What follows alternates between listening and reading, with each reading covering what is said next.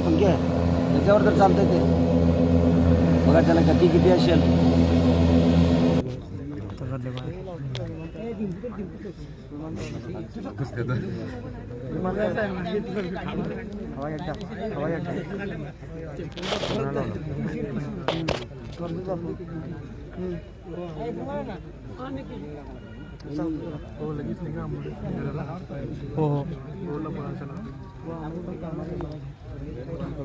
का बघा रेड्डी पाठी बघा स्टेशनवर घातले काढले ना काढले.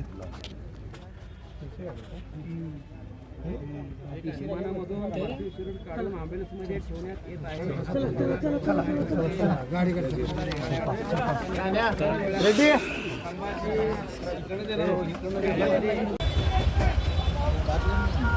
एकच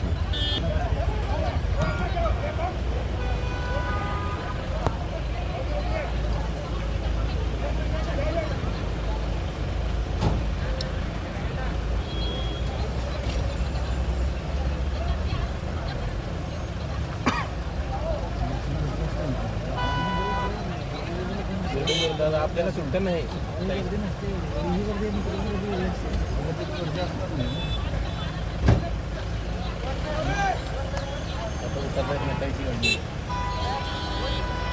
आपल्याला सुट्ट मी नाही.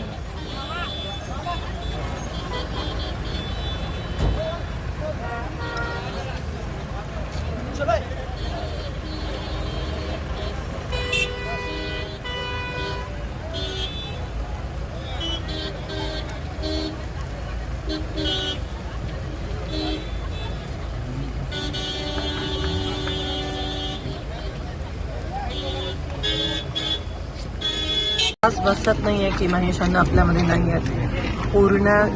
पूर्ण सोलापूर शहर हे शोकाकुल झालंय. काही दिवसापूर्वीच आम्ही भेटलेलो आणि अलीकडे ते खूप अध्यात्माकडे वळलेले आणि मला असं वाटतं गंगा प्राशन केली आणि त्यांचा मृत्यू झाला. ह्याला पण नशीब लागतं पण आम्हा सगळ्यांना त्यांची उणीव नक्कीच जाणवेल. खूप आधीपासून माझ्या वडिलांच्या सोबत तात्या महेशांना माझे वडील काम केलं. माझ्यासोबत अनेकदा काम केलं.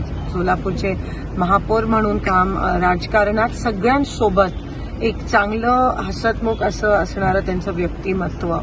कधी कोणाला अशी वैयक्तिक टीका केलेली मी अजूनपर्यंत महेशांना नाही ऐकलं नाही. एवढे म्हणजे विरोधात पण जेव्हा राजकारणासाठी पण प्रत्येक लग्नात प्रत्येक काही चांगलं कार्य असेल आवर्जून आम्हाला सामील केलं.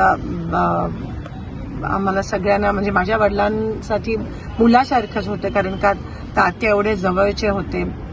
आणि आज खरंच विश्वास बसत नाहीये की ते नाहीये. शेवटचं त्यांचं इलेक्शन ते जिद्दीने लढले आणि पराभव होऊन सुद्धा असं कधी दिसून आलं नाही त्यांच्या चेहऱ्यावर. सगळ्यांशी चांगलं नातं म्हणजे एक गोष्ट जर त्यांच्याबद्दल नेहमीच लक्षात राहील, सगळ्यांशी चांगलं, सगळ्यांशी हसत खेळत होते आणि आज